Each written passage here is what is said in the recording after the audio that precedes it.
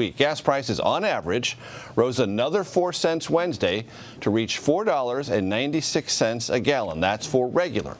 These levels are 64 cents more per gallon than a month ago.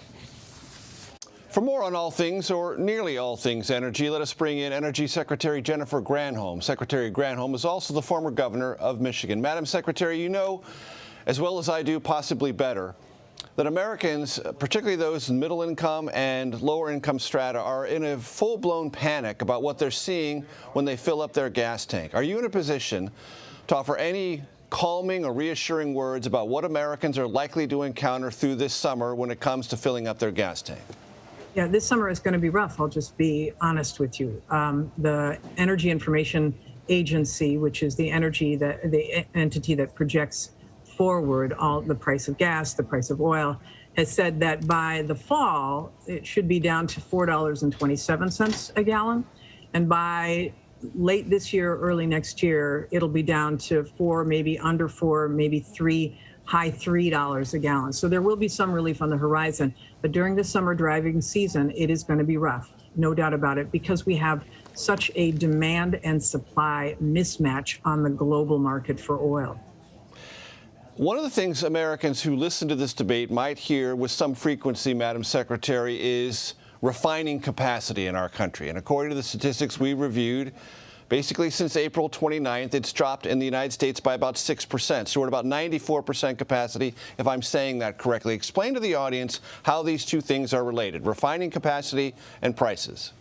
Yeah, I mean, first of all, it's refining capacity is actually, they're refining at a level that is very, very high. But the reason is that during the COVID, during the pandemic, there were about 6 refineries in the United States that were pulled offline, and globally other refineries came offline too. So you may have oil, but if you don't have refining capacity to turn that oil into gasoline, then you have got a big mismatch. On top of that, Major Garrett, we see that we have a huge gap in the amount of oil that is on the global market. So that pandemic created a huge problem because all of the oil and gas companies reduced their supply. They are starting to come back online. By the end of this year, they might be up to where they were before the pandemic. But then on top of that, of course, the war in Ukraine, Russia is a huge exporter of oil on that global market. And they, because of the war, countries like the United States and Canada and the EU have said, we're not going to buy Russian oil. And that pulls about 1 million barrels a day off the market. And then on top of that, you've got this refining problem. And then on top of that, you also have China coming out of COVID, which increases demand for more oil. So this is a problem not just in the United States. If you went to Canada, you'd be paying $6.39 per gallon equivalent. If you went to France or the UK, you would be paying $7.96. If you went to Germany, you'd be paying $8.90. If you went to Singapore, you'd be paying $9.08 per gallon. I'm just saying it is a global problem. And globally, every leader is looking for ways to increase production inside of their boundaries. If they're a producing state, they're looking for ways to reduce costs for people. And the United States is no different. Our president is losing sleep, I am certain, over the fact that people are hurting and are paying so much at the pump. Madam Secretary, a couple of months ago, the president tapped the Strategic Petroleum Reserve. He said that would, he hoped, reduce gasoline prices. It hasn't. Is there more that can be done there, and why did it not meet the expectations?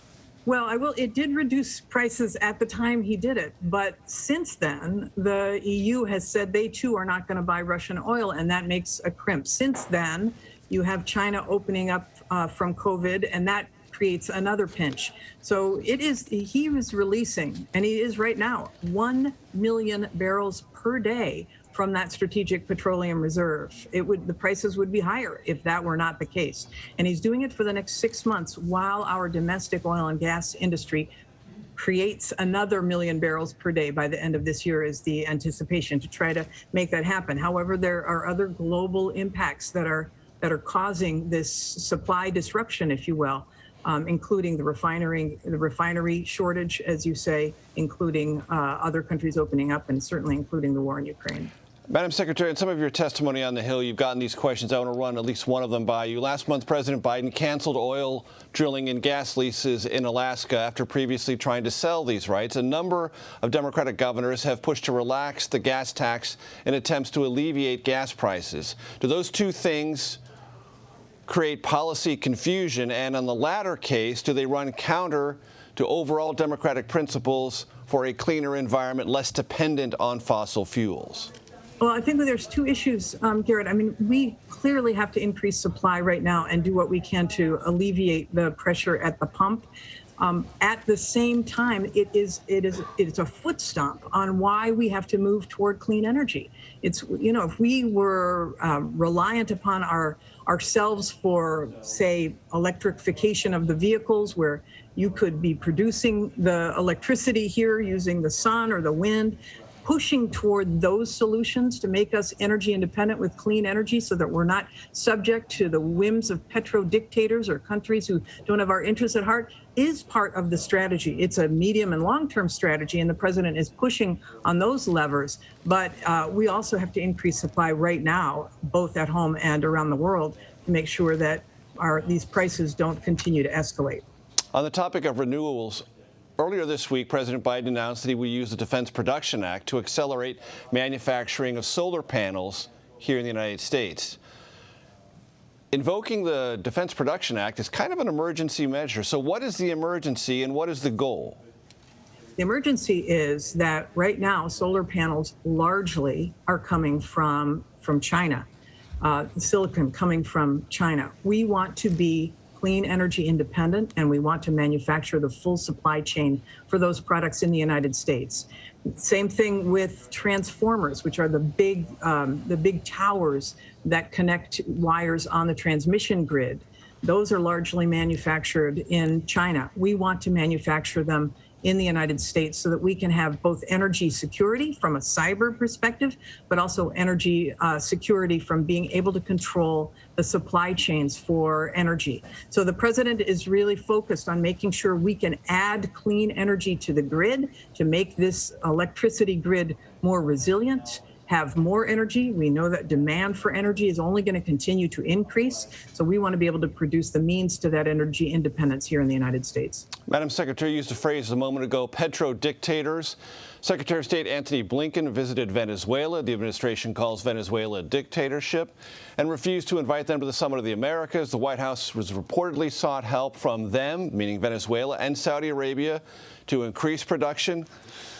This is dealing with some folks that we don't have alignment with in a lot of geopolitical senses, but it seems like we need to go, if not on bended knee, in some ways approaching bended knee to increase global supplies. Is that really the best option right now? There is no bended knee, let's be very clear. The oil-producing countries around the globe have to do their part to increase supply as well. We know that OPEC has not been producing to even the amount that they said they were going to be producing. Now, they just recently increased incrementally, but we need to do what we can in the United States to increase supply, and the president has been calling upon our domestic oil and gas industry here to increase supply, as well as call upon producing nations around the world to do the same. That doesn't mean that we would take in oil from Venezuela or countries that are unsavory. We have sanctions on them. Those sanctions will remain. That's true with Iran, too. So bottom line is we need to see more oil production so that we can get through this and people can live their lives without having to worry how they're going to pay to take their kids to the daycare or to get to work. Secretary of Energy Jennifer Granholm, always a pleasure. Thanks so much for the time. Thanks so much.